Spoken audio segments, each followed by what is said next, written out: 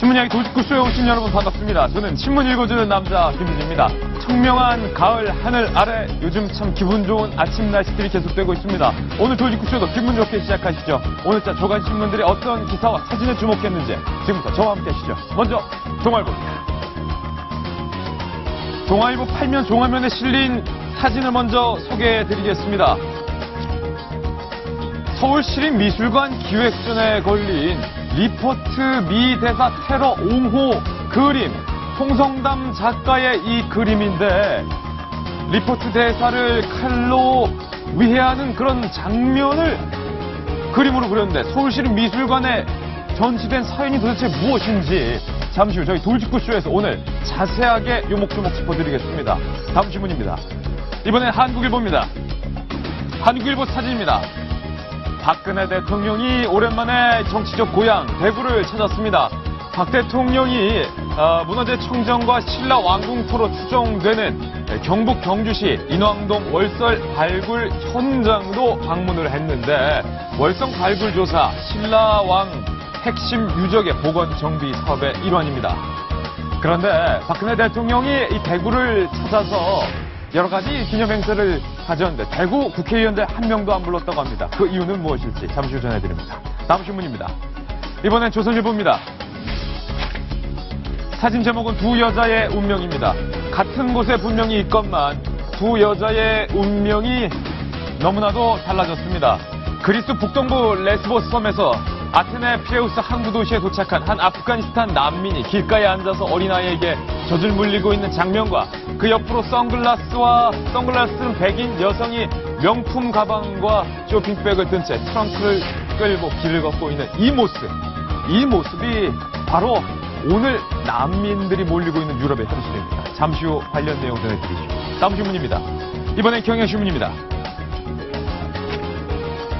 박근혜 대통령이 대구 한 수성시장에서 서문시장이네요. 대구의 한 서문시장, 대신동에 있는 서문시장을 방문해서 신발 가게에서 구두를 신어보고 있는데 이 구두 도대체 얼마짜리 구두인지 어떤 디자인인지 잠시 후 전해드리겠습니다. 역시 대구 국회의원을 한 명도 부르지 않았답니다. 다음 신문입니다. 이번에 한겨레 신문 사진입니다. 맥스 때문에 이 중국 관광객들 대한민국 안 찾았었는데 이곳은 강원 양양 국제공항입니다. 중국 관광객들이 바글바글 몰려들었습니다. 얼마나 반가운지요. 양양공항 입국장이 중국 관광객들로 붐비는 환한 모습이 모처럼 오늘 조간신문에 보도됐습니다. 다음 신문입니다. 이번엔 서울신문입니다. 서울신문 정치면에 있는 사진입니다. 어제까지만 해도 여야 원내대표들 뭐하냐, 왜 안 만나서 국회를 이렇게 돌아가지 않게 만드느냐 이런 비판이 많았는데 그런 비판을 의식한 걸까요? 여야 원내대표, 원내수석 부대표 간에 손을 맞잡고 본회의 개최 등에 합의를 했습니다. 조원진 원내수석 부대표, 원유철 원내대표, 이종걸 원내대표, 이춘석 원내수석 부대표의 오랜만에 손 맞잡은 사진입니다. 다음은 중앙일보입니다. 중앙일보 1면에 실린 사진인데요. 반문희 조선민주주의 인민공화국 평안북도 철산군 누구 내 동생이 평안북도에 있어. 여든 노인의 상봉 소원을 담은 그 편지 봉투가 오늘 중앙일보 1면에 실렸습니다. 이산가족 상봉을 위한 남북 실무 접촉이 판문점에서 열렸는데 이번에는 북한 측이 뒤집는 일이 제발 없기를 바라봅니다. 그래서 이 여든 노인의 편지가 동생에게 제대로 전달될 수 있기를 바라봅니다. 오늘 신문이야기 돌직구쇼 다양한 뉴스들, 오늘의 중요한 뉴스들 준비했습니다. 이 소식만 알면 모든 이슈를 한눈에 아실 수 있습니다. 돌직구쇼는 오늘도 여러분을 위한 쇼입니다.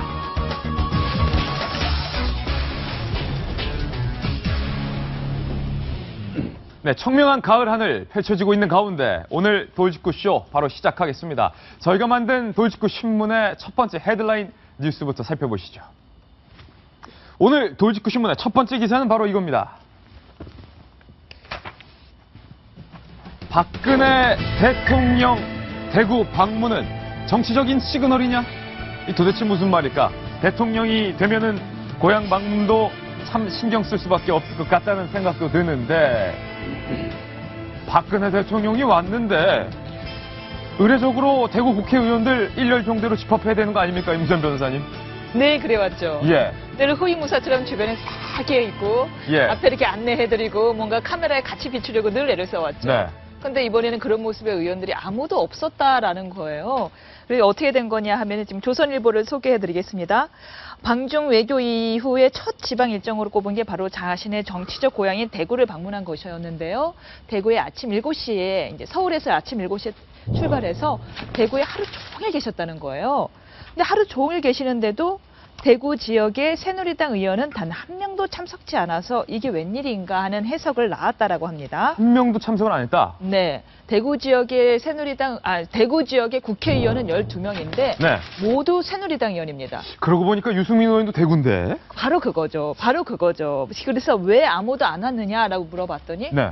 오지 말라고 했답니다. 라고 청와대에서? 의원들의 답변은 대구시에서 오지 말라고 의원들한테 일일이 연락이 왔습니다. 라는 건데 예. 사람들 생각은 설마 대구시에서 그럴 리는 없고 그럼요. 청와대의 오더였을 거다라고 생각하는데 그럼 청와대가 대체 왜 이러냐, 대체 왜 이렇게 못 오게 했느냐에 대해서 네. 대통령이 그 유승민 말씀했잖아요. 유승민 파동 때 청와대 쪽에서는 예. 도대체 대구 의원들이 청와대를 위해서 뭘 도와줬냐, 오히려 어. 심정적으로 유승민 의원 쪽에 펴지 않았느냐.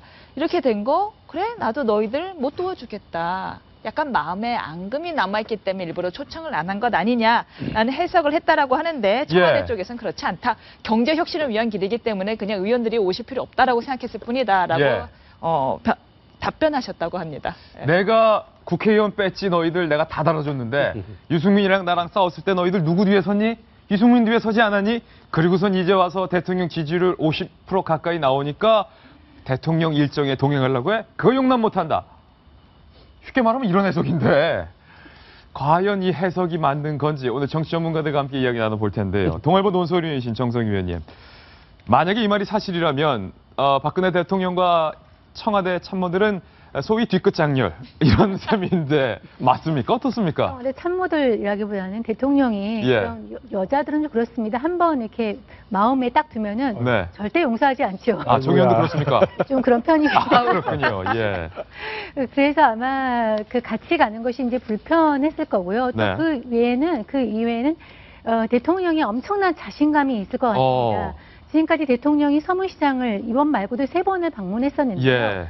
그때는 이제 이번 경우에는 달리 대통령이 정치적인 위기감을 느낄 때 좀 참여해서 마치 고향으로 돌아가서 힘을 받고 오는 그런 차원으로 서문시장을 많이 방문했습니다. 이번이 4번째거든요. 많이 찾았네요. 예, 그래서 지금까지 보면은 2012년 대선 앞두고서 그 당시에 안철수 의원이 여론조사에서 앞섰을 때, 네. 또 4.11 총선 때 낙하산 공천으로 대구 민심이 흔들렸을 때, 예. 그리고 2004년 총선 훨씬 전이죠.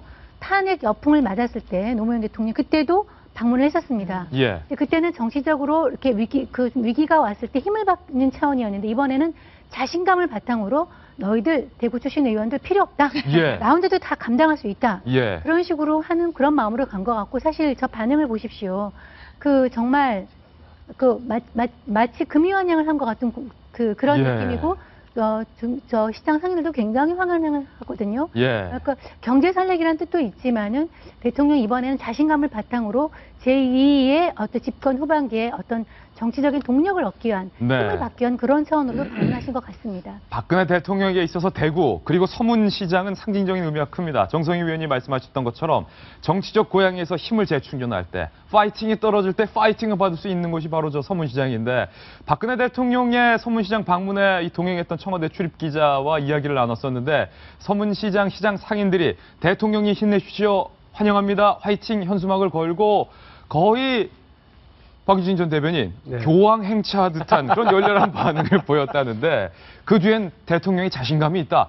일견 이해됩니다. 그리고 대구 국회의원들 가운데는 누가 있냐? 유승민 국회의원이 있지 않습니까? 부르려면 또 유승민 의원까지 다 불러야 되는데. 예. 그래서 부른 거 아니죠? 몇 가지를 짚어봐야 되겠죠. 네. 청와대 관계자가 국회의원들은 왜 안 왔나요? 이거는 순수하게 경제 활성화를 위해서. 아니 그러면 대한민국 국회의원들, 대구 국회의원들은 경제 활성화의 걸림돌인가? 예. 이런 느낌이 들죠. 그리고 2013 어제 그 대구에 가신 자리가요. 대구시 업무보고를 받는 자리였습니다. 예. 업무보고를 받는 적이 그러면 언제 있었느냐? 2014년에 인천, 강원, 경북 세 군데에 업무보고가 있었어요. 네. 그런데 이때 특히 경북, 바로 대구 옆이니까 경제 활성화에 도움이 되든지 안 되든지 의원들이 왔을까요, 안 왔을까요? 왔겠죠. 국회의원들 다 참석했습니다. 예. 인천도 강원도도 다 국회의원들이 참석해서 업무 보고에 함께 했었습니다. 그러니까 이번에만 뺀 이유는 대구만 뺐다. 대구 의원들만 경제 활성화의 걸림돌이라서 그렇게 보는 게 아니라 유승민 때문이다. 예. 뒤끝 장렬이다. 예. 그래서 대구 의원들과 새누리당 의원들에게 찍히면 죽는다. 예. 뭐 이런 느낌을 주기 위한 거 아니었을까. 네. 왜냐하면 지난번 청와대 오찬 예. 남북의 아주 긴장 넘치는 대치가 끝나고 역시 대통령의 뚝심이야. 뭐 이렇게 대통령이 째려보니까 다 됐어. 이렇게 분위기가 딱 됐을 때 워크숍하고 있었던 의원들 다 오라고 그랬었잖아요. 예. 연찬에 있었던 맞아요. 의원들 다 오라고 그랬는데 그때 국방위원회가 어디 앉아 있었습니까? 제일 끝서. 제일 저 끝에. 문 옆에. 예, 보이지도 않는데. 문 옆에. 왜? 국방위원회 유승민 의원이 있었기 때문에 그런 예. 거 아니냐라고 하는 이런 해석들이 있었거든요. 역시 이렇게 쭉 보면 우리 대통령께서는 우리 정성희 의원께서 해석하신 것처럼 여성이니까 예. 가질 수 있는 이런 한번 찍히면 이렇게 뒤끝 있는 그런 모습을 보여주신 것 같은데 안타까운 건 뭐냐면 그렇게 하시면 안 된다. 대통령이 더 크게 안고 가셔야 된다는 생각이고요. 유승민 의원과의 그런 문제는 알아서 잘 푸세요. 국민들 예. 보기 불편하게 하지 마시고. 그리고 국회의원들도 국민을 대표하는 사람입니다. 예. 그것이 여당이든 야당이든 국민을 대표하는 사람들인데 국회 무시하고 국회의원들 무시하시는 건 안 되죠. 외교와 국방 안보에서 얻은 성과를 가지고요. 국내 내치와 경제 활성화에 예. 크게 동력으로 삼아가시려면 조금 이으시더라도 네. 국회의원들 잘 안고 여당 야당 할 거 없이 협력으로 해서 가셔야 된다고 저는 생각합니다. 대통령의 여성 남성이 뭐 그렇게 큰 중요한 문제는 아니지만 인간 박근혜, 정치인 박근혜와 정치인 유승민의 이 경쟁 구도는 계속되고 있는 것 같은데 안영환 전 의원님, 대구 국회의원들 몇몇 돌려서 취재해봤는데 불만사항인 거예요. 나는 가고 싶어도 청와대에서 안 부르는데 내가 가기가 좀 민망하잖아, 김 기자. 저한테 이랬는데 불만을 토로하지만 제가 느낀 건 대구 국회의원들 현재 긴장하고 있다는 거예요. 왜냐?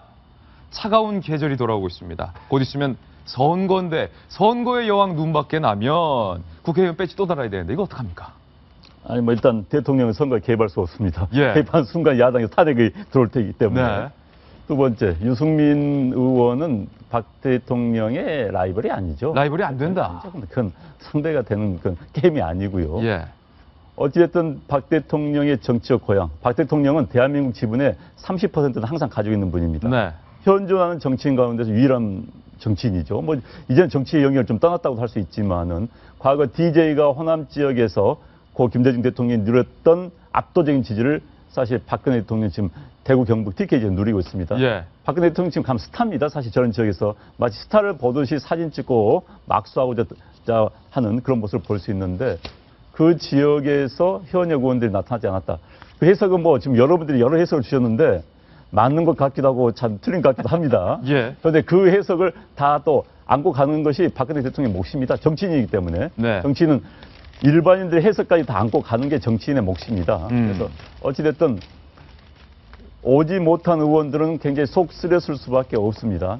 대통령 특히 이제 서문시장을 지역구로 한 의원들은 되게 따라갑니다. 예. 그래서 현지 그 광역시장, 대구 광역시장과 저 지역 국회의원, 인근 지역 국회의원 뭐 두세 명 정도는 따라올 수 있는데 그분들까지 오지 않았다는 것은 아마 청와대에서 여러 가지 생각이 있었을 것 같습니다. 그 이유는 뭐 아까 유승민 의원의 예. 지난번 유승민 의원에 대한 지지를 할 때 대구 의원들이 많이 뭉친 점이 있었어요. 뭉쳤다? 그 당시 그런 부분이 있었습니다. 그래서 그것 때문인지 아닌지 잘 모르겠습니다만 예. 여러 가지 고려하지 않았을까 싶습니다. 어찌됐든 박근혜 대통령이 기분 좋게 최근에 뭐 지지율이 50%를 넘는 상황에서 네. 지적에 고향 방문해서 또 고향에서 길을 확실하게 받고 돌아오신 것 같습니다. 한 가지 분명한 것은 이 국회의원들 정치를 잘하려면 확실히 줄을 잘 서야 된다. 그런 생각이 드는데 어제 박근혜 대통령의 시장 방문에서 주목할 만한 한 장면이 있었는데요. 박근혜 대통령이 시장에 구두가게를 들어가는 그 모습이었는데 거기서 대통령이 쇼핑을 즐겼다고 합니다. 어떤 쇼핑을 즐겼는지 저희가 그 대목에 오늘 주목을 해볼 텐데요. 임순 변호사님, 네. 대통령이 어제 쇼핑을 해서 have 아이템, must 아이템, 어떤 아이템을 샀습니까? must have 아이템입니다. 예. 정확한. 역시 쇼핑의 황제예요. 남들이 오해합니다. 네. 진짜. 이상한 그 잡지의 이상한 말투의 표현에 따르면 must have 아이템이라고 예. 하는데요. 이 박근혜 대통령이 우리나라의 대표 완판녀 아니겠습니까? 완판녀죠. 박근혜 대통령이 뭐 하나 샀다 하면 뭐 불티나게 다 매진이 되더라고요. 예. 이 어제 그 서문시장에 갔을 때 사신 것도 신발인데 그 예. 신발이 한 38,000원짜리 구두더라고요. 지금 네. 보이는 저 구두군요. 네, 색이 바랜 원래 신고 다니신 거는 저 색이 바랜 아이보리색 낮은 색 구두를 신고 다니시다가 옆에 벗어놓은 저 신발. 그렇죠. 그리고 나서 이제 새 신발, 저 검정 신발, 약간 이렇게 장미 문양이 있는 예. 저 신발이 38,000원짜리인데 저거를 신고 가셨다고 해요. 근데 이제 딱 보니까 발볼이 좁고 예. 발 사이즈가 한 225나 30 정도로 돼 보이죠? 좀 대통령 작아 발이 보여요. 작으신다. 예. 예, 그전 맞죠? 225나 예. 30처럼 발 모양이 예쁘시네요. 네. 근데 저는 개인적으로 어제 의원들이 안 보였잖아요. 그것이 뭐 정치적으로는 좀 속이 좁아 보인다, 앙금이 남아있다 이렇게 해석이 될지 모르겠지만 개인적으로 보기 자체는 훨씬 보기 좋았어요. 저기 또 대통령이 신어서 그런지 모르겠습니다만 저 구두 화면을 지금 저희가 보내드리고 있는데 저 구두가게 사이로 시장 상인들이 구경하는 모습도 잠깐 껌 씹는 아줌마도 보이셨어요. 비쳤는데 구두 화면을 좀 다시 한번 저희가 보여드리겠습니다. 38,000원짜리 비싸지 않은 구두라고 하지만 대통령이 신어서 그런지 모르겠습니다만 왠지 좀 더 고급스러워 보이고 왠지 품격 있어 보이고 하는 건데 그 옆에 벗어놓은 신발이 있잖아요. 네. 신발이 저 베이지 색깔 신발인데 얼마나 오래 신었으면 색이 다 바랬다.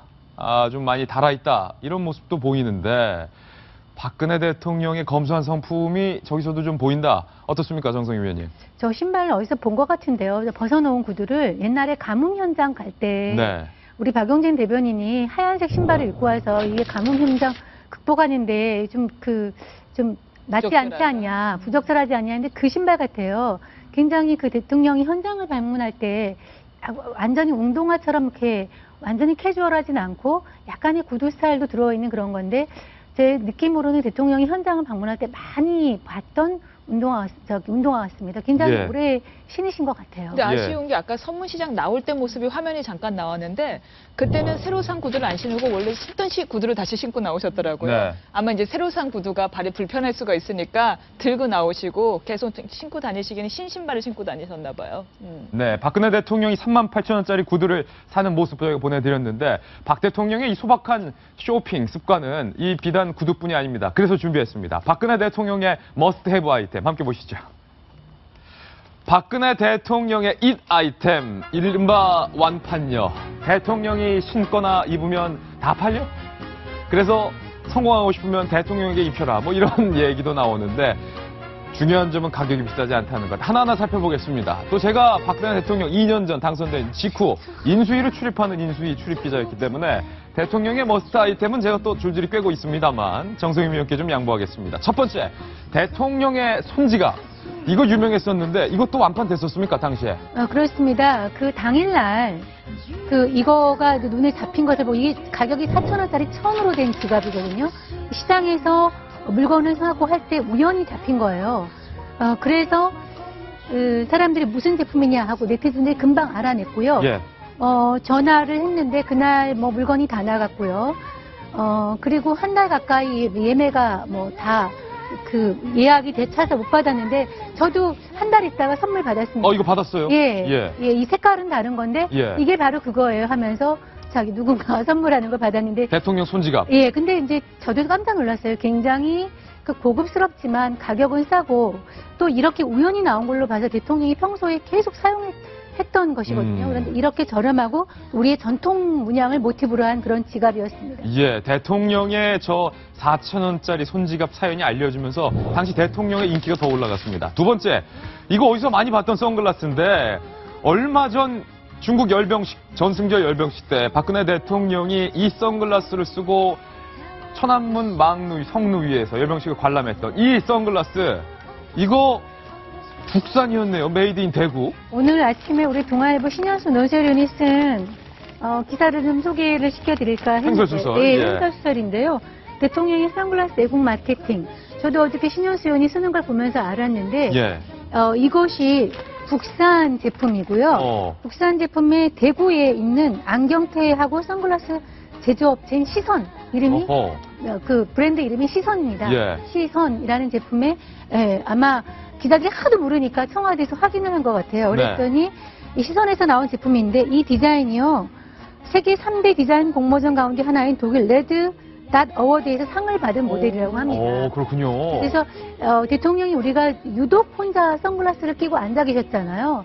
사실은 치밀한 어떤 계산이 어허. 작용한 것이 아닌가 하는 예. 그리고 애국 마케팅 우리 경제 마케팅의 하나인 것이 아닌가 하는 그런 이야기가 나오고 있습니다. 사실은 이 대구 지역에서 요즘 안경 산업이 한때는 유명했었는데 요즘 좀 침체된 감이 있었거든요. 그런데 대통령이 대구 지역의 이 선글라스, 시선, 영어로 하면 태양을 바라보다, 시선, 또 우리말로 하면 박근혜 대통령의 시선, 여러 가지 중의적인 의미인 것 같아요, 제 추측은. 근데 대구 선글라스가 중국 열병식의 생방송을 타고 전 세계로 나가면서 국산 선글라스가 지금 전 세계까지 홍보되고 있는 그런 것까지 노린 것 같은데 이거 가격이 얼마입니까? 가격이 오늘 기사에 잘 나와 있는데요.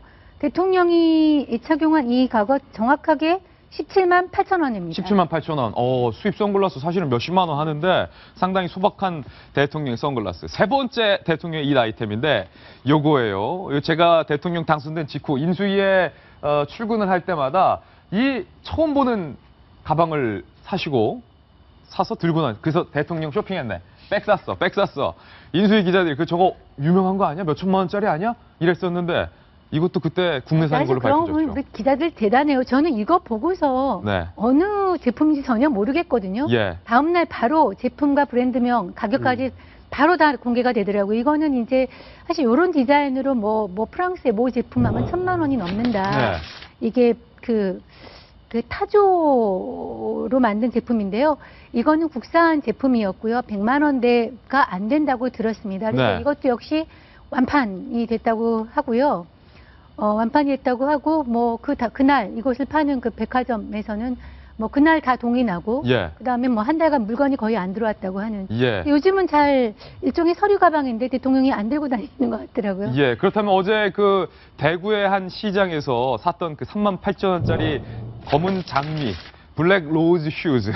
대통령 구두도 곧 완판되는 거 아닐까라는 그런 생각도 드는데 그러면 국내 경제 침체되어 있는데 박 대통령의 이 구두가 또 경기 활성화에 도움이 되지 않을까라는 생각도 드는데 근데 이제 예. 대통령의 물품들은 굉장히 상징적인 게 있습니다. 그런데 대통령이 이제 두 가지를 겸해야 되겠죠.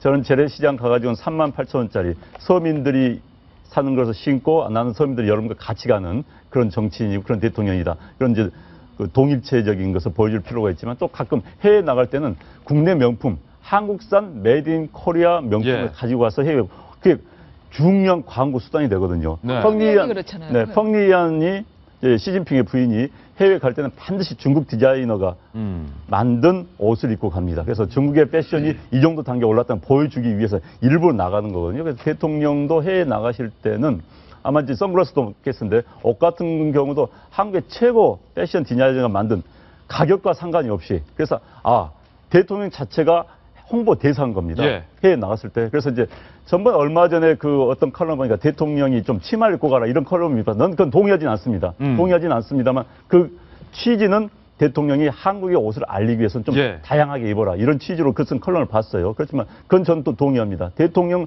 본인 자체가 하나의 훌륭한 홍보 마케팅 수단이거든요. 그래서 이번에 그 선글라스 끼고 간 것, 타조백도 외제로 따진다면 1,000만 원이 넘는다면서요. 예. 국내에서는 이제 아주 10분의 1 가격을 하는데 저런 걸 자꾸 들고 나가고 해서 홍보하는 그런 거 보여줬으면 좋겠습니다. 잠깐 아니면- 박근혜 예. 대통령이 억울할 수가 있는데 박근혜 대통령 같은 경우는 한복은 되게 신경 써서 나갑니다. 되게 그래도 유명한 디자이너로부터 공수를 받아서 맞춤복을 입고 예. 그런 의식이 있으세요 분명히. 예. 안용환 전 의원님, 말 나온 김에 박근혜 대통령의 이 소박한 성격이 아버지 박정희 전 대통령을 빼다 닮았다. 이런 분석들이 많은데 박정희 전 대통령은 좀 어땠나요, 성격이? 꽤 닮았지요. 예. 여러 꽤 닮았는데 아마 청와대에서 배운 것 때문일 겁니다. 박정희 대통령은 군인 시절부터 굉장히 검소에 유명했습니다. 예. 당시 50년대 군인들이 사실 뇌물 받고 해서 부패가 굉장히 심했어요. 그때도 유일하게 깨끗한 것 때문에 많은 젊은 군인들로부터 대우를 받고 칭송을 받았어요. 그렇기 때문에 5.16 혁명이라 해야 될까 쿠데타를 당시에 그 지도자가 될 수 있었던 그 청렴함 때문이었습니다. 네. 이제 그 모습은 청와대 들어와서 계속 보여줬죠. 예를 들어서 박정희 대통령은 화장실, 청와대니까 양변기에 있을 때 화장실 물을 아끼기 위해서 항상 벽돌 넣어놨다고 그럽니다. 벽돌 넣어놓고 그래서 물을 우리는 솔직히 요즘 그냥 아무 생각 없이 물 내리지 않습니까? 예. 그때 이제 그런 거라든지 와이셔츠가 이게 달았을 때 그걸 입고 다녔다든지 또 시계가 수십 년 된 군대 시절 시계를 차고 다닐 때 여러 일화가 많습니다. 그런 것을 아마 옆에서 청와대 생활을 하면서 박정희 대통령의 모습을 보면서 배웠겠죠. 예. 또 성격 탓도 있을 거지만 그러나 아마 보고 배운 부모로부터 들은 게 컸을 거고 유경수 여사도 마찬가지였습니다. 예. 아마 아까 우리 이야기할 때도 방송에 저는 이야기했었는데 유경수 여사도 검소함에 관해서는 거의 달인의 경지. 유경수 여사 검소했던 대표적인 사연 유명한 거 있잖아요. 뭐 많이 있지만은 저도 그걸 보고 되게 놀랐는데 유경수 여사가 이제 저격이 돼서 피격이 돼서 병원으로 실려왔을 때 이제 치료를 위해 가지고 이렇게 옷을 이렇게 하는데 그 간호사의 증언이 저는 생각이 나요. 유경사의 그 한복 안에 입었던 속옷이 수백 군데가 기운 자국이었다. 예. 지금도 자기는 그걸 보고 눈물을 흘린다. 그 생각이 나면 할 정도로 사실 대통령 영부인이 당시에 그것이 하나 없어서 그 한복 안에 있는 속옷을 그렇게 입진 않았을 텐데 수십 군데의 혼수 기운 자국이 있었더라. 그런 어떤 검소 DNA가 지금 박근혜 대통령한테 거의 물려서 이렇게 온 것이 아닌가 그런 생각이 듭니다. 예. 필리핀의 이멜다는 수천 걸레 신발을 신고 그런 지도자 있었기 때문에 필리핀 오늘 필리핀이고 대한민국은 이런 지도자 있었기 때문에 오늘 대한민국이 된 겁니다. 예. 박유진 대변인 어떻습니까? 그 대통령의 검소함 얘기하는데 다행히도 대한민국의 역대 대통령들이 다 서민의 자식들이었고요. 그래서 대단히 검소한 분들, 뭐 농민의 아들들이고 가난한 집의 아들들이고 그래서 다 검소했고 뭐 노무현 대통령 같은 경우는 대통령 재임 중에도 밥풀이 떨어져 있으면 그걸 다 주워먹느라고 그러니까 비서들이 제발 그러지 좀 말으라고 얘기할 정도로 그랬다고 그러는데요. 한 가지 포인트. 어제 서문시장 방문했을 때 거기에 초대받지 못한 대구 지역 의원들뿐만이 아니라 또 긴장한 사람들 누구겠습니까? 누굽니까? 대통령 경호하는 사람들입니다. 저 많은 사람들 속에서 대통령이 그 행진할 때 너무나 많은 사람들을 경호 대상으로 둬야 되기 때문에 되게 힘들다고 그래요. 그럼에도 불구하고 대통령이 기가 죽어 있거나 대통령이 힘들어하면 국민 속으로, 대중 속으로 들어가거나 군대를 찾아가거나 이렇게 하는 일정들을 일부러 잡는다고 그럽니다. 근데 어제의 경우는 대통령이 기운이 빠져서가 아니라 네. 대통령이 오히려 기운이 충천해서 그거를 오히려 우리 어려운 서민들과 시민들과 함께하기 위해서 찾아갔다 이런 느낌이 드네요. 대통령 얘기 나와서 말인데요. 한 장의 그림 작품을 제가 준비했는데 제 옆에 있는데 이 그림 보면서 뉴스를 소개해드리도록 하겠습니다. 이 그림입니다. 자세히 보시죠. 이게 어떤 그림 같습니까? 원작은 이 그림이 맞는데 원작을 제가 한번 뒤집어 보겠습니다. 뒤집으면 이렇게 됩니다. 리포트 미 대사를 칼로 피습한 김기종의 칼질 사건. 그 사건을 그림으로 그린 이 그림인데 서울시립미술관 기획전에 이 그림이 걸렸다고 합니다. 안녕한 전 의원, 이게 어떤 그림이고 지금 제가 그림을 뒤집어 놨습니다만 가운데는 이 뭐라고 써 있는 겁니까? 이제 작가부터 설명해야겠네요. 홍성담 씨.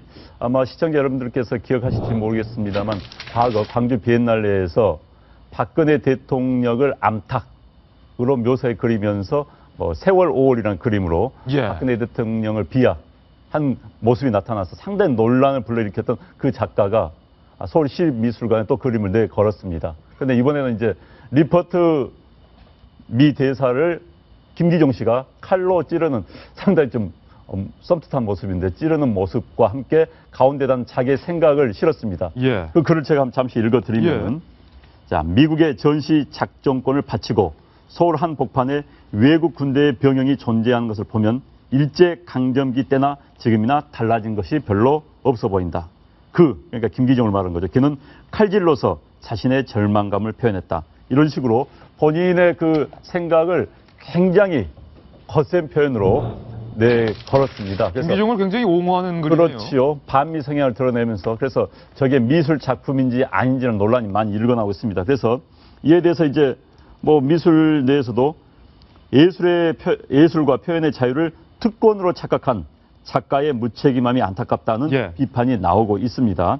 미술평론가 정준모 씨 같은 경우는 예술 작품을 정치 발언 도구로 삼는 건 동료 예술가의 표현 자유까지 위태롭게 만든 행위다. 이런 이제 비판이 나오고 있어요. 그래서 이제 서울시립박물관에서 상당히 곤혹스러운 입장인 것 같습니다. 왜냐하면 시립박물관은 서울 시민들의 세금으로 유지되는 겁니다. 그렇죠. 그래서 저런 특정인의 작품, 또 많은이들의 혐오감을 보일 수밖에 없는 그런 작품을 왜 걸었느냐, 이런 질문에 대해서 서울시립박물관 관장도 이런 이야기를 했어요. 이번 아트페어, 이번 전시된 행사 이름입니다. 도전적 창작활동, 작가들의 직거래 판로 개척을 돕고자 마련한 행사다. 그런데 홍씨 그림에 문제가 있다고 생각했지만은 홍경아 전시감독, 이제 큐레이터라고 그러죠 보통, 전시감독의 작가 선정 권한을 침해할 수 없어서 냉가슴만 알았다. 그러니까 지금 서울시립박물관장도 저 작품이 논란거리다, 문제가 있다는 알지만은 큐레이터가 그걸 전시했기 때문에 어쩔 수 없었다는 이야기를 하고 있습니다. 어찌됐든 글쎄요, 전 작가의 표현을 잘 좋습니다. 그렇지만 어느 정도가 아닌가 하는 그런 많은 작가들이 지금 비난을 하고 있어요. 동료 작가들이. 그렇다면 그런데 이제 홍성담 씨는 솔직히 이것도 일종의 노이즈 마케팅입니다.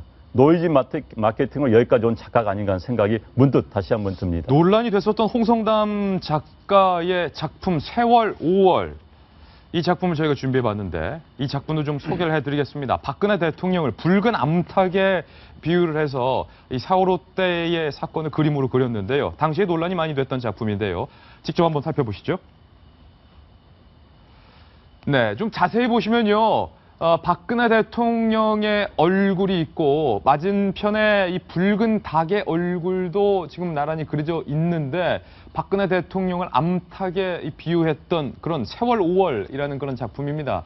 당시에 대통령을 암탉으로 비유했다, 상당히 거슬린다, 이런 평가가 많았는데 이번에는 이 서울시립미술관에 리포트 대사를 시해하는 김기종의 그림을 그려놓고 안중근 의사에 빗대어서 이 김기종을 높게 평가한 그런 작품까지 걸려놓은 건데, 임선 변호사님, 서울시립미술관, 서울 시민들의 세금으로 운영되는 그 서울시 산하에 있는 미술관인데 이 그림 적절합니까?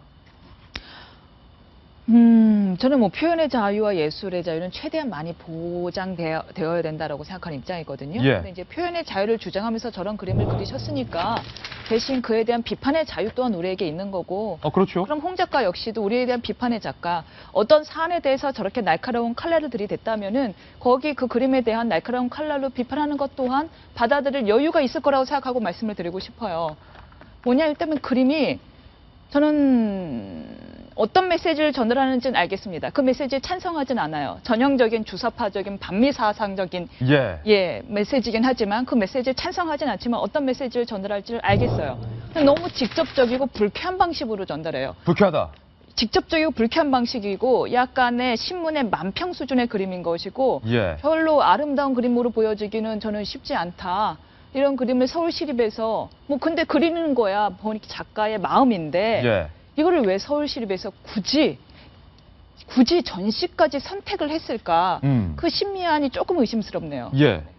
저도 이런 생각이 드는데요. 여기 아까 우리 만용환 전 의원님 소개시킨 글을 조금 이어서 소개시켜주면은 김기종은 한미연합 전쟁훈련을 중단하라고 외치며 경찰서로 끌려갔다. 우리 민족 스스로 아무것도 할 수 없는 절망적 상황의 본질적 원인은 태평양 전쟁 승자인 미국이 일본의 전쟁 범죄를 대강 덮어놓은 것이다. 문투 자체가 저 북한에서 쓴 것이 아닌가 하는 생각이, 그러니까 문제를 비판을 해도 이런 식의 용어를 가지고 비판하기가 좀 어려운데, 그것도 지금 임 변호사가 말한 대로 본인의 표현의 자유라고 생각해도 좋겠습니다. 근데 저는 아까 얘기했지만 이 홍성담이란 작가 자체보다 이 작품을 전시한 큐레이터 홍경환 점시 감독의 문제점을 지적하지 않을 수 없습니다. 물론 김홍희 관장도 저는 책임에서 자유로울 수 없다고 생각합니다. 서울시립미술관장. 이 홍성담 씨가 아까 그 문제, 대통령을 암탉에 비유한 그림을 작년에 광주 비엔날레에 전시를 했을 때요, 홍성담 씨 스스로는 작품을 철거하지 않았습니다. 그래서 거기에 대해서 그 광주 비엔날레 감독이 그만뒀거든요. 이 사태에 대해 책임을 지고. 그렇게 되면 이건 아까 말한 대로 우리 시민들이 저런 그림을 전시하라고 서울시립미술관에 대해서 세금을 내고 있는가? 라는 문제를 생각을 해보면 우리가 많이 저게 동의하지 않거든요. 그렇다면 그 시민 전체의 의사를 받아서 관장은 저런 거를 자신의 권한으로 전시하지 않을 권한이 있고요. 근데 이거를 이렇게 얘기했습니다. 이번 아트페어는 예술가 지원 방안을 모색하라는 시장의 지시에 따라 도전적 창작 활동, 작가들의 직거래 판로 개척을 돕고자 말하는 행사다. 예. 그런데 홍씨 그림에 문제가 있다고 알고 있지만 홍경환 점씨 감독의 어떤 권한을 침해할 수 없어서 그냥 뒀다. 이게 말이 되는 말이 안 되는 것 같아요. 방향입니까? 예. 본인이 책임을 졌으면 당연히 그림 전체에 대해 책임을 지고 홍성환 점씨 감독이 문제가 있다고 생각하면 당연히 그래서 그 사퇴를 시키고 다른 감독을 해야 되지. 굉장히 무책임한 어떤 행동이라고 저는 생각이 듭니다. 예, 논란이 되고 있는 그림들. 목표가 직거래 판로 개척이라고 했는데 저 그림이 직거래 될까요? 누가 사갈까요? 예. 그냥 캐스천 마크를 던지겠습니다. 예, 논란이 되는 그림을 전시한 서울시립미술관 측에 마땅한 해명도 나와야 될 것 같습니다. 이번에 다음 돌직구 신문으로 이동합니다. 만나보시죠. 회장님 출석 시기가 뭐길래 막말 몸싸움까지 국감의 시즌입니다. 신동빈 롯데 회장의 출석을 두고 여야 의원들이 고성과 말싸움이 오갔는데 심지어는요 몸싸움 직전까지 갔답니다. 도대체 무엇 때문에? 직접 한번 들어보시죠. 왜 롯데가 다 합의됐다는데 왜 증인으로 안 온가를 제가 듣고 싶다는 겁니다. 지배구조 문제니 이것을 잘 아는 우선 롯데의 그 사장이라든지 이걸 잘 아는 최고 책임자가 나와서 이게 알겠습니까, 위원장님? 그러면 변명이 나와서요. 어디다 소리를 질러 그래? 그걸 지금 말이라고. 위원장이 말이야.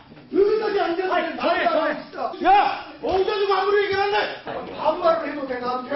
아니, 나 이거 몇살 차인데 반말을 못해, 내가. 황당한.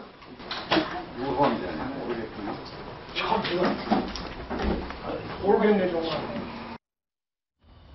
야당의 강기정 의원과 이 여당의 정우택 의원이, 정우택 의원은 위원장이죠. 신동빈 회장의 출석을 두고 상당히 격렬한 말씀을 벌인 건데, 박용진 전 대변인. 네. 어따 대고 나한테 그래? 하니까 왜 나한테 반말을 해? 종이를 집어 던졌습니다. 네. 왜 이 두 분이 이렇게 싸우는 거예요? 이렇게 국회의원들이 서로 이렇게 고성과 삿대질, 막말로 이렇게 그 이야기를 주고받으면 국민들 눈살 찌푸리죠. 일단 그런 것에 대해서는 참 부끄럽다, 정치인으로서는요. 그럼에도 불구하고 잘잘못은 좀 짚어야 되겠다는 생각이 듭니다. 뭐냐면 어제 있었던 그 상임위는 정무위입니다. 그래서 공정거래위원회에 대한 국감을 할 수 있는 그런 상임위죠. 그런데 원래 그 공정거래위원회의 국감이 열리는 날이 언제냐면 17일입니다. 17일 날 국감을 통해서 그걸 하자고 그랬는데, 느닷없이 어제 여당 입장이 바뀌었다는 거예요. 예. 어떻게 바뀌었느냐면 17일 날 하지 말고 다 끝나고 나서 종합국감, 추석 이후에 종합국감 할 때 부르자라고 했답니다. 느닷없이 왜 이러지? 왜냐하면 야당으로서는 반발할 수밖에 없는 게 첫 번째, 야당 의원만 그 신동빈 회장을 부르자. 예. 이게 아니에요. 여당 의원도 부르자고 했어요. 합의는 왔다. 언제? 공정위원회를 국감하는 17일 날 예. 하기로 합의가 다 됐어요. 그런데 어제 갑자기 바꾸는 거죠.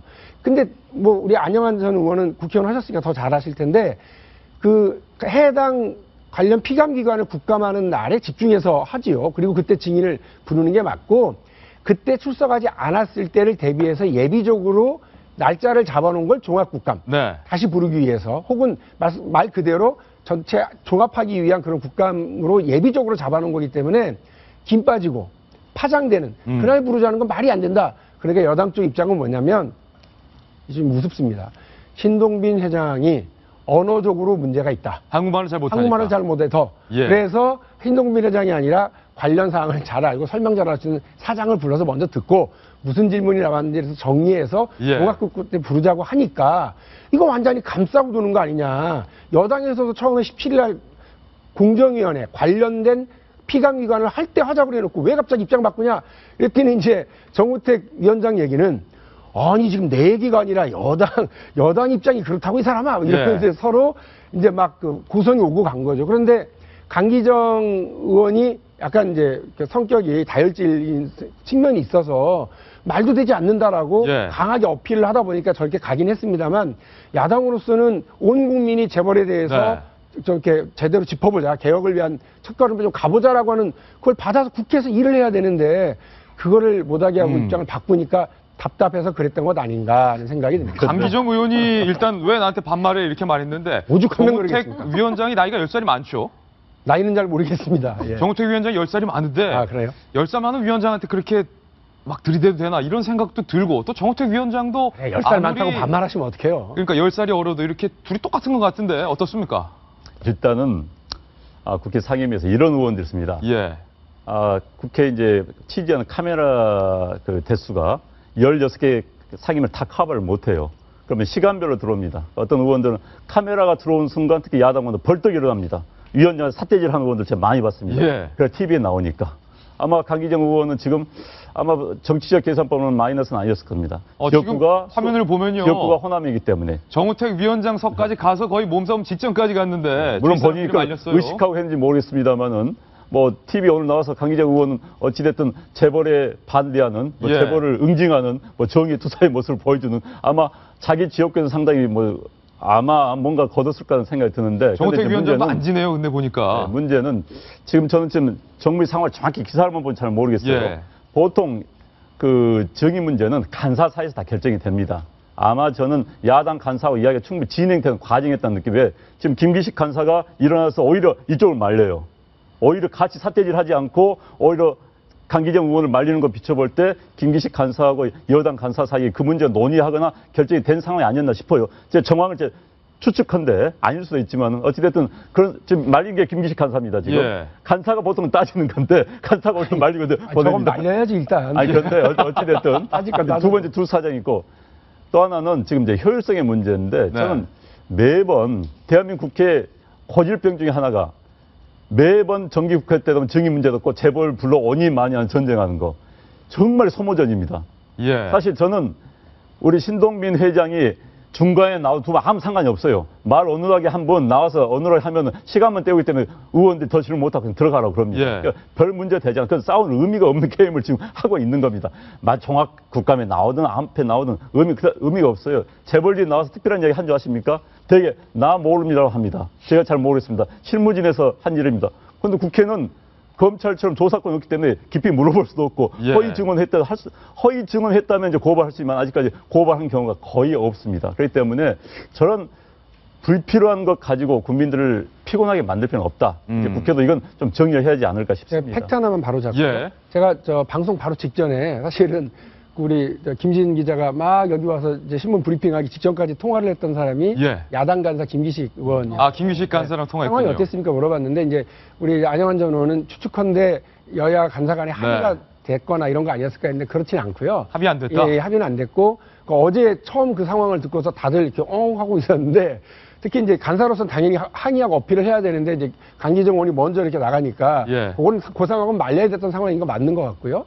그 불필요한 어떤 그런 공방이 벌어졌다라고 하는 측면에서는 안전대변인 말씀도 맞습니다만 재벌 개혁과 관련된 재벌 총수를 부르느냐 마느냐와 관련된 되게 중요한 문제죠. 왜냐하면 예. 이번에 그 원내 교섭단체 대표 연설을 김무성 대표께서 하셨는데 야당에서도 평가하고 잘하셨습니다라고 얘기했던 부분이 뭐냐면 재벌 개혁에 대한 필요성을 강조하셨던 부분입니다. 근데 그게 구두선으로 끝날 게 아니면 말로만 그럴 게 아니라면 여당이 그런 의지가 가지고 있다라면 정무위에서 당연히 신동민 회장 최근에 국민들의 가장 논란이 되었던 롯데 총수로서 게다가 이제 원톱 아니에요? 예. 그분 불러다가 어떻게 그 악순환 순환 출자의 악순환 어떻게 끊을 건지 등등을 물어봐야죠. 상징적인 의미도 있고. 그렇습니다. 그래서 17일 날 부르는 게 정석이고 17일 날 부르느냐 못 부르느냐가 김무성 대표가 연설을 해서 얘기하셨던 재벌 개혁에 대한 의지를 확인할 수 있는 좋은 포인트다. 그런데 나는 신동빈을 옹호하게 된 생각 전혀 없어요. 신동빈 회장님도 그동안 국민들한테 스트레스 준 것만큼 나와서 뭔가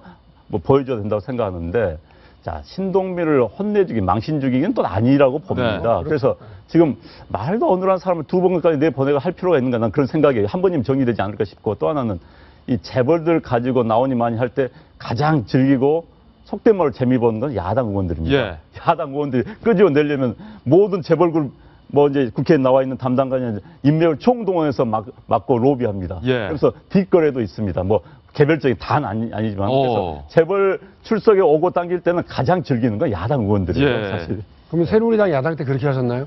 자, 신동빈 회장을 그 당시 두고 새누리당은요. 여야 국회의원들의 몸싸움 그러지 소식 않았죠. 저희가 전해드렸습니다. 이번엔 다음 돌직구 신문 뉴스 전합니다. 함께 보시죠. 기로의 정명훈 깜짝 행보 왜? 조아라 기자가 취재했습니다. 서울시의회 비공식 간담회에 정명훈 서울시립 교양악단 예술감독이 모습을 드러냈습니다. 시 의원들은 이 자리에서 정 감독에게 항공권 부당 이용 의혹과 사임 의사표명 등 최근 논란에 대한 입장을 전했습니다. 정 감독과 시의원들은 그동안 정 감독이 체결한 계약서 등에 문제가 있었다는 얘기도 나눴습니다. 민감한 얘기였지만 웃음소리가 수차례 들릴 정도로 분위기는 화기애애했습니다. 재계약을 하게 될 때 계약서 같은 거를 작성할 때도 좀 더 구체적이고 명확하게 요건들이 이제 명시돼야 된다. 이런 분위기로는 우리가 이제 얘기를 할 수 있죠. 정 감독의 시의회 방문을 주선한 최행식 서울시장 대표도 재계약 가능성을 시사했습니다. 간담회에서 다 얘기를 하셨기 때문에 앞으로 계속 대화를 하시겠다고 했습니까? 그러나 정 감독은 명확한 입장을 밝히지 않았습니다. 계약에 대해서는 말할 거 없어. 그냥 시장 발전을 위해서 일을 해야 된다는 다 똑같은 의견이에요. 서울시 주변에서는 정 감독의 시의회 방문이 재계약을 염두에 둔 행보로 보는 의견이 많습니다. 채널A 뉴스 조아라입니다. 정성희 위원님, 사실은 서울시장 정명훈 감독 이야기도 많고 논란도 많았었어요. 그런데 깜짝 시의회를 방문했다. 이걸 두고 여러 가지 말이 많습니다. 예, 마에스트로가 고개를 낮추고서 네. 서울시의회를 출입한 것은 정말 이례적인 일이죠. 이례적인, 굉장히 이제 낮추는 행보를 보냈는데요. 사실 정명훈 감독은 바로 지난주에 어떤 한 일간신문과의 인터뷰에서 재계약을 하지 않겠다라고 얘기를 했거든요. 인터뷰를 하면서 재계약이 끝나는 대로 계약은 하지 않고 대신에 남은 연주 일정을 소화하겠다. 그래서 저는 좀 이상하다고 생각했어요. 내년에 연주된 것은 이제 계약되지 않은 상태로 하는 거고 계약은 안 하겠다. 좀 어정쩡한 지위가 되는 것인데요. 어제 갑자기 시위를 한 걸 보니까 결국은 재계약을 하는 걸로 가지 않는가 이런 생각이 듭니다. 어저께 그 모임에서는 정명훈 그 예술 감독이 본인한테 제기된 여러 의혹에 대해서 해명 아닌 해명을 한 것 같아요. 근데 이제 어떤 의혹들이 있었죠? 근데 가장 대표적인 것은 이렇게 서울시향의 그 어떤 그 예산으로 본인의 그 유럽 연주를 가면서 가족까지 데리고 갔던 거. 가족이라는 것은 부인이 아니라 며느리, 아들 며느리까지 데려갔는데. 항공권까지 다. 예. 그것도 1등석으로요. 예. 그런데 나중에 해명은 매니저가 가지 않았기 때문에 며느리가 매니저의 자격으로 간 것이다. 라고 얘기를 했는데, 사실 또 뒷얘기를 들어보면 좀 더 안 좋은 얘기가 나오고 있습니다. 그 항공권은 사실 유럽에서 다 부담을 하고, 본인은 산 다음에 그 다시 현금화 해가지고 나갔다는 얘기까지 있거든요. 예. 그것에 대해서 얼마까지 했는지 모르겠지만 엄청난 예술적 거장의 어떤 처신으로는 바람직하지 하고 부적절하지 않다는 얘기가 있는데 그것에 대해서 좀 제가 보기에는 변명의 여지가 없는 거지만 양해해달라, 잘못했다 그런 정도 얘기를 하고 제가 그 재계약을 위한 사전이 그 서울시 의원들한테 어떤 사전에 정지 작업을 하는 방문이 아니었나 그런 생각이 듭니다. 임선 변호사님. 네. 그런데 사실은 서울시향의 돈으로 예산으로 본인의 유럽 출장 항공권 말고 가족들의 항공권 그것도 1등석으로 사고 뒷말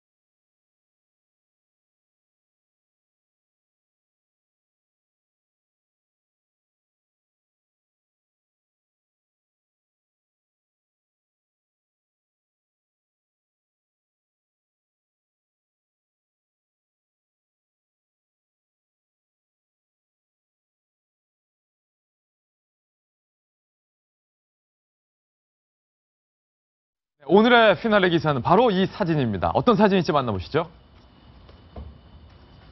아침 저녁으로 찬바람 붑니다. 창문 열고 주무셨다간 감기 걸리기 딱 좋습니다. 일교차가 많은데 한눈에 보이는 서울 시내 쾌청한 하늘. 정말 요즘 길거리 걷다가 하늘 한번 올려다 보십시오. 가을이 왔구나. 정말 높은 가을 하늘에 구름 한 점 없는 그런 모습들 여러분들 목격하실 수 있는데요. 시야도 좋습니다. 멀리 지금 보시는 사진처럼 서울 전경을 내려다 볼 수 있는데 특히 오늘은요. 찬 이슬이 내려 가을 기운을 더해준다는 절기. 예로부터 백로를 기념하는 날이 바로 오늘 백로입니다.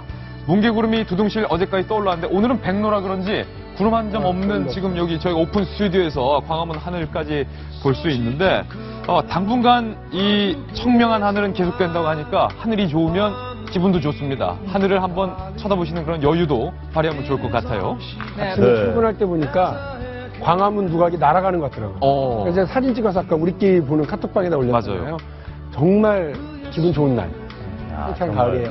오늘 올림픽대로를 타고 오는데 또 북한산, 인왕산들이 보이는데 산의 골격이 보여요. 예. 산의 피부가 보입니다.